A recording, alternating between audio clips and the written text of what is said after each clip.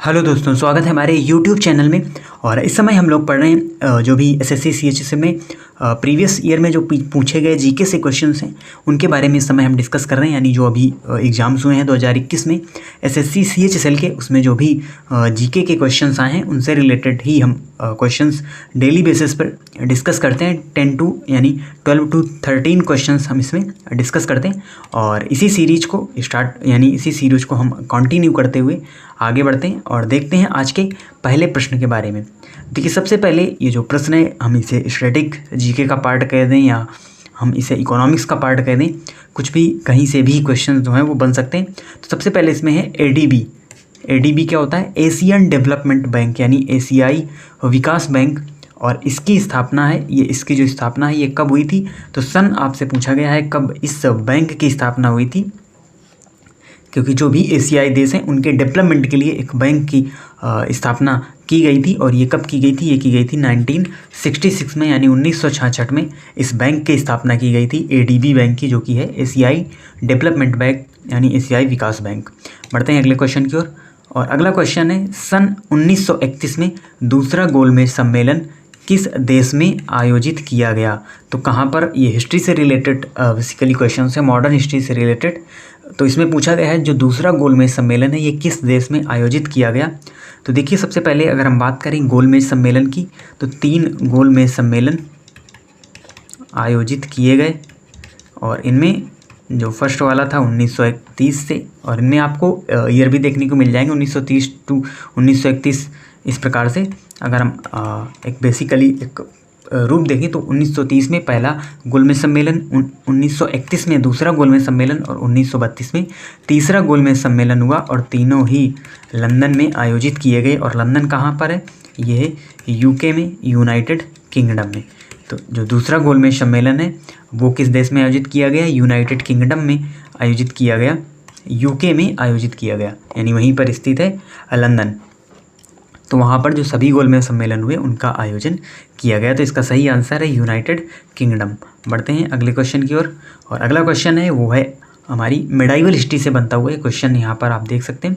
तो दिल्ली सल्तनत के निम्न सुल्तानों में से किसने गयासुद्दीन बलबन को अपना प्रधानमंत्री नियुक्त किया था? यानी गयासुद्दीन बलबन को अपना प्रधानमंत्री किस सुल्तान ने बनाया था? तो देखिए, यहाँ पर 4 सुल्तान आपको देखने को मिल रहे हैं और ये जो सभी रिलेटेड हैं, ये सभी गुलाम वंश से रिलेटेड आप यहाँ पर इन सुल्तानों को देख सकते हैं, जिनमें रजिया सुल्तान तो नाम सुना ही होगा, पहली महिला दिल्ली सल्तनत पर राज करने वाली, यानी कुछ दिनों तक इसने शासन किया दिल्ली सल्तनत में। और दिल्ली सल्तनत का वास्तविक संस्थापक किसे माना जाता है? इल्तुतमिश को माना जाता है, क्योंकि कुतुबुद्दीन ऐबक के बाद इल्तुतमिश ने ही दिल्ली सल्तनत की कमान संभाली थी, तो इसीलिए इसे वास्तविक संस्थापक कहा जाता है। और आप देखेंगे अगर गुलाम वंश का जो कार्यकाल रहा, यानी सबसे पहले कुतुबुद्दीन ऐबक, प्रमुख शासकों में कुतुबुद्दीन ऐबक, फिर इल्तुतमिश, फिर रजिया सुल्तान और उसके बाद गयासुद्दीन बलबन।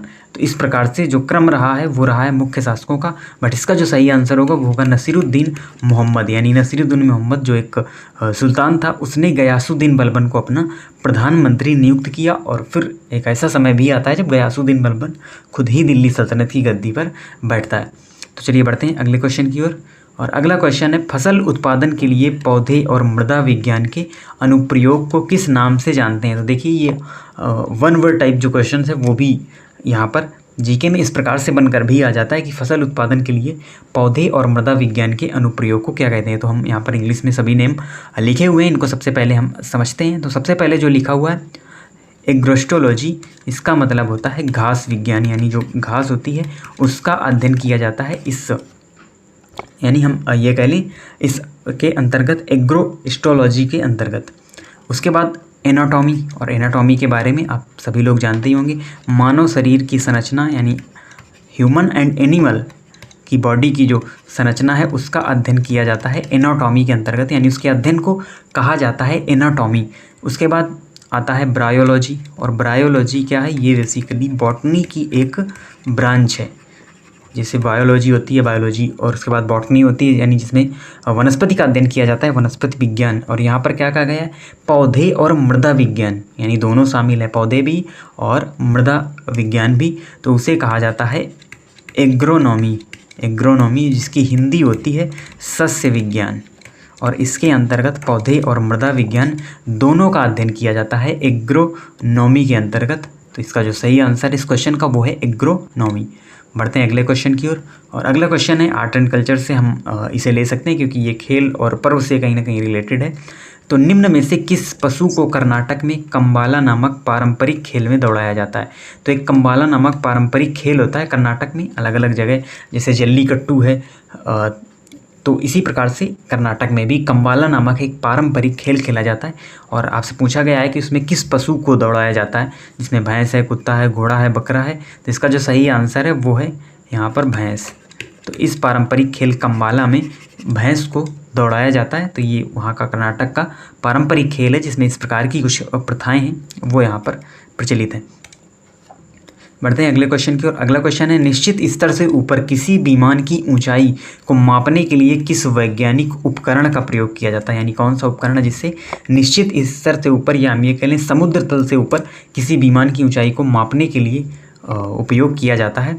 कौन सा वैज्ञानिक उपकरण है? तो इसका सही आंसर है अल्टीमीटर। यानी अल्टीमीटर से ही जो निश्चित एक समुद्र तल से जो विमान की ऊंचाई होती है, एयरक्राफ्ट की ऊंचाई होती है, उसको उसको मापा जाता है। और अल्टी कहीं ना कहीं जो शब्द है वो भी ऊंचाई से ही रिलेटेड है, तो अल्टीमीटर इसका सही आंसर होगा। उसके बाद वाट मीटर, तो ये रिलेटेड है, ये कह लें विद्युत से। उसके बाद बात आती है बैरोमीटर की, और बैरोमीटर से मापा जाता है वायु का दाब।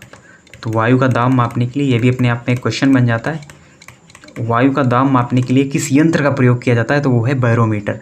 उसके बाद आता है फेदोमीटर, और ये है गहराई मापने का यंत्र। यानी गहराई किससे मापी जाती है? ये मापी जाती है फेदोमीटर से। तो ये आपका गहराई मापने का यंत्र है, और ऊंचाई मापने का आपका यंत्र है अल्टीमीटर।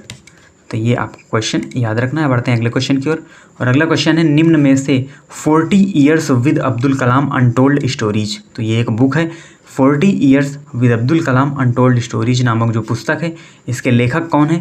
तो इसके लेखक हैं शिव थानू पिल्लई। तो ये जो बुक है शिव थानू पिल्लई के द्वारा लिखी गई है 40 years with Abdul Kalam untold stories. उसके अलावा अन्य नामों में चेतन भगत का नाम आप जानते हैं कि पिछली बार भी जब ये ऑप्शन में आए थे तो इनके बारे में हमने आपको बताया था। कई सारी बुक्स इनके द्वारा लिखी गई हैं, जिनमें है revolution 2020, one Indian girl and half girlfriend नामक जो भी बुक्स हैं वो चेतन भगत के द्वारा यहाँ पर लिखी गई हैं। अभी हम बढ़ते हैं अगले क्वेश्चन की ओर, और अगला क्वेश्चन कंप्यूटर अवेयरनेस से संबंधित है। MS ऑफिस सॉफ्टवेयर, तो ये बेसिकली एक सॉफ्टवेयर होता है MS ऑफिस, जिस प्रकार से कई सारे इससे रिलेटेड, ये MS का यहाँ पर मतलब होता है माइक्रोसॉफ्ट। तो माइक्रोसॉफ्ट ऑफिस, MS ऑफिस, और इसके अलावा और भी पावर पॉइंट, ये सभी सॉफ्टवेयर, कई सारे सॉफ्टवेयर होते हैं। MS वर्ड होता है जिसमें हम टाइपिंग वगैरह करते हैं। तो उसी प्रकार से जो MS ऑफिस सॉफ्टवेयर होता है, इसमें काम करते समय पिछले कार्य को पूर्ववत करने के लिए, जिसे आप अंडू कहते हैं, पूर्ववत करने के लिए US कीबोर्ड, यानी आपने भी मोबाइल में देखा होगा कई, एक जो कीबोर्ड होता है QWERT करके कीबोर्ड होता है, यानी अलग अलग कई सारे कीबोर्ड होते हैं जिनमें शुरुआत होती थी। जो US कीबोर्ड होता है, आपने अपने मोबाइल फ़ोन में भी देखा होगा, कीबोर्ड के कई सारे प्रकार होते हैं। तो उसमें US जो कीबोर्ड होता है, उसमें निम्न में से कौन सी कमांड देंगे, या हम ये कह लें कौन सी शॉर्ट की का प्रयोग करेंगे? ये आप देख सकते हैं, ये सभी शॉर्ट कीज दी हुई हैं कि हम डायरेक्ट अगर हमको पिछले कार्य में जाना है, यानी जो हमने पिछला कार्य किया था उसको पूर्ववत करने के लिए, पुनः उसको प्राप्त करने के लिए किस शॉर्ट की का प्रयोग करेंगे? तो यहाँ पर है Ctrl+Z। तो इस प्रकार से CTRL प्रकार से सबसे किनारे और सबसे नीचे आप देखेंगे कीबोर्ड में ये की होती है CTRL, जिसे कंट्रोल कहा जाता है। और उसके बाद इसको दबाए रखना है और उसके बाद Z दबाना है, तो आप पुनः पिछले कार्य को पूर्ववत कर लेंगे। इसी प्रकार से जो CTRL+C है, इससे क्या होता है, किसी भी चीज़ को अगर आपको कॉपी करना है तो आप इस डायरेक्ट शॉर्टकट की है इसका प्रयोग कर सकते हैं। इसी प्रकार से अगर आपको न्यू स्लाइड कोई बनानी है तो आप Ctrl+N से उस न्यू स्लाइड को भी यहाँ पर डायरेक्ट ओपन कर सकते हैं। तो ये कुछ शॉर्ट कीज होती हैं, बहुत सारी शॉर्ट कीज होती हैं MS ऑफिस के अंतर्गत, या अन्य भी कई सारे जो सॉफ्टवेयर आते हैं उनमें अलग अलग प्रकार से ये कार्य करती हैं। बढ़ते हैं अगले क्वेश्चन की ओर, और अगला क्वेश्चन है किस राज्य में गहिरा माता समुद्री अभ्यारण्य नामक एक समुद्री अभ्यारण्य स्थित है? तो गहिरा माता समुद्री अभ्यारण्य आपको बताना है कहाँ पर स्थित है। तो ये स्थित है उड़ीसा में। तो उड़ीसा में है गहिरा माता समुद्री अभ्यारण्य। अब देखिए यहाँ पर जो भी ऑप्शन दिए हुए हैं, जो भी स्टेट दिए हुए हैं, ये सभी स्टेट समुद्र से ही रिलेटेड हैं, तो इसलिए ये आपको केवल और केवल कंफ्यूज करने के लिए इस प्रकार के ऑप्शन दिए जाते हैं। बट आपको एक्यूरेट आंसर पता होना चाहिए। ये जो गहिरामाथा समुद्री अभ्यारण्य है ये उड़ीसा में स्थित है। इसके अलावा उड़ीसा का एक और फेमस अभ्यारण्य है, वो है भितरकनिका, और यहीं पर आपको उड़ीसा में ही मिलेंगे ओलिव रिडले टर्टल, जो कि सिर्फ और सिर्फ यहीं पर पाए जाते हैं, ओलिव रिडले टर्टल। उसके अलावा साल्ट लेक जो क्रोकोडायल है वो भी आपको यहीं पर देखने को मिलेगा उड़ीसा में ही। और उड़ीसा में है सबसे खारे पानी की झील चिल्का झील, और यही है हमारी फर्स्ट रामसर साइट्स, यानी जो फर्स्ट रामसर साइट्स बनी थी वो भी बनी थी चिल्का लेक। तो उड़ीसा से इतने सारे जो क्वेश्चंस हैं वो आपको यहाँ पर याद रखने हैं। अभी हम बढ़ते हैं अगले क्वेश्चन की ओर, और अगला क्वेश्चन है मूत्र के पीले रंग के लिए निम्न में से कौन सा रसायन जिम्मेदार है, यानी किस केमिकल्स के कारण जो हमारे मूत्र का रंग है वो पीला होता है। तो इसमें दो आपको कन्फ्यूजिंग जो यहाँ पर ऑप्शंस हैं वो दिए हुए, सभी इंग्लिश में, हम आपको अच्छी तरीके समझाते हैं किस रसायन के द्वारा कौन सा कार्य किया जाता है। तो यहाँ पर सबसे पहले अगर हम बात करें सही आंसर की, तो इसका जो सही आंसर है वो है यूरोविलिन। यूरोविलिन जो केमिकल्स है, या इसे ही कहा जाता है यूरोक्रोम के नाम से भी कई बार ये पूछा गया है। तो यही जिम्मेदार होता है मूत्र के पीले रंग के लिए। यूरिन के जो येलो कलर होता है वो किसके कारण होता है, यूरोक्रोम या यूरोबिलिन के कारण होता है।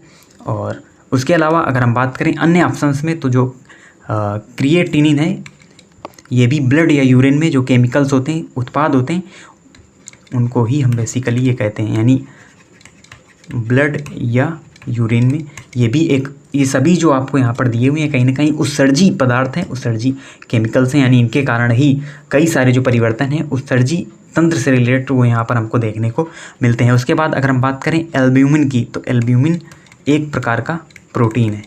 तो एल्ब्यूमिन एक प्रकार का प्रोटीन है यहाँ पर। और उसके बाद अगर बात करें हम बिलरूबिन की, तो बिलरूबिन क्या है, ये भी उत्सर्जी पदार्थ है, यानी ये भी उत्सर्जित होता है पित्त से और मूत्र से भी। बिलरूबिन यहाँ पर यूरिन से भी, ये सभी उत्सर्जित होने वाले पदार्थ हैं। और इसका सही आंसर है यूरोबिलिन या यूरोक्रोम। ये आपको अच्छी तरीके से याद रखना है। बढ़ते हैं अगले क्वेश्चन की ओर। अगला क्वेश्चन है निम्न में से कौन सा उपग्रह भूस्थैतिक कक्षा में भारत का पहला अर्थ इमेजिंग सैटेलाइट है, यानी कौन सा सैटेलाइट है जो भारत का पहला अर्थ इमेजिंग सैटेलाइट है, वो भी कहाँ, भूस्थैतिक कक्षा में। तो इसका सही आंसर होगा GSAT-1। तो GSAT-1 भारत का पहला अर्थ इमेजिंग सैटेलाइट है, वो भी कहाँ पर, भूस्थैतिक कक्षा में। बढ़ते हैं अगले क्वेश्चन की ओर, और अगला क्वेश्चन है लाओ खोआ वन्य जीव अभ्यारण्य किस नदी के दक्षिणी तट पर स्थित है। तो लाओ खोआ जो वन्य जीव अभ्यारण्य है उत्तरी पूर्व के किस नदी के दक्षिणी तट पर स्थित है। तो देखिए इस प्रकार से भी वन्य जीव अभ्यारण्य पूछ लिए जाते हैं, यानी किसी भी राज्य के बारे में आपसे पूछा नहीं गया है। देखिए किस प्रकार से क्वेश्चन को घुमाया गया है। इस प्रकार के क्वेश्चन हमारे लिए थोड़ा सा टिपिकल बन जाते हैं जब इस तरीके से पूछ लिया जाता है कि लाओ खोआ जो वन्य जीव अभ्यारण्य किस नदी के, वो भी दक्षिणी तट पर स्थित है। और देखिए उत्तर पूर्व की ही 3 नदियाँ हमको यहाँ पर देखने को मिल रही हैं। तो सबसे पहले अगर हम बात करें तो इसका जो सही आंसर होगा वो होगा ब्रह्मपुत्र। तो ब्रह्मपुत्र नदी के दक्षिणी तट पर स्थित है जो ये लाओ खोआ वन्य जीव अभ्यारण्य है। उसके अलावा अगर हम बात करें सुबनसिरी, तो ये है ब्रह्मपुत्र की सहायक रिवर। ब्रह्मपुत्र की सहायक नदी है सुबनसिरी, और बराक भी ब्रह्मपुत्र की ही सहायक नदी है। और बात करें अगर हम गोमती रिवर की, तो ये आपको देखने को मिलेगी उत्तर प्रदेश में, यानी जो लखनऊ शहर है वो इसी नदी के किनारे स्थित है, गोमती रिवर के किनारे स्थित है। और बात करें अगर हम ब्रह्मपुत्र की, तो इस प्रकार से अरुणाचल प्रदेश से ये प्रवेश करती हुई असम के रास्ते से बांग्लादेश में प्रवेश कर जाती है।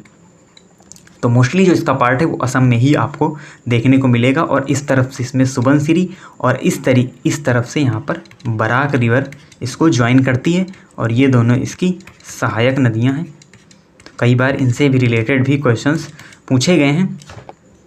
और हम इंडियन जियोग्राफी में रिवर्स ऑफ इंडिया के अंतर्गत इन चीज़ों को पढ़ते हैं कि जो ब्रह्मपुत्र नदी है उस तिब्बत वाले एरिया से निकल कर आती है अरुणाचल प्रदेश से, यानी इसका जो प्रवेश द्वार है अरुणाचल प्रदेश को माना जाता है। और फिर ये असम के रास्ते बांग्लादेश में पहुंच जाती है, और आगे फिर गंगा ब्रह्मपुत्र डेल्टा का निर्माण भी इस नदी के द्वारा किया जाता है। तो ये हमारे आज के 12 क्वेश्चन थे। काफ़ी इंपॉर्टेंट क्वेश्चन थे, हर एक सेगमेंट से रिलेटेड क्वेश्चंस यहाँ पर हमको देखने को मिले।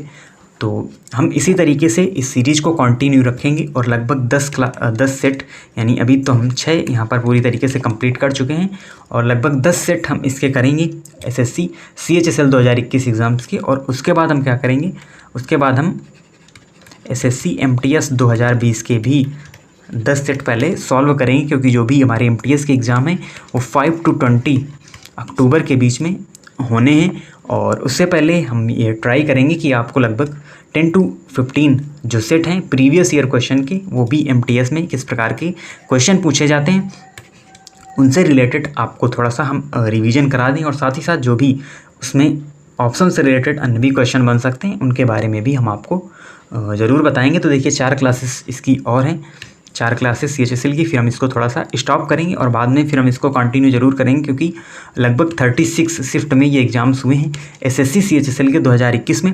और अभी तक हमने केवल और केवल 6 शिफ्ट ही कवर की हैं, या हम ये कह लें 6 सेट ही हमने कवर किए हैं।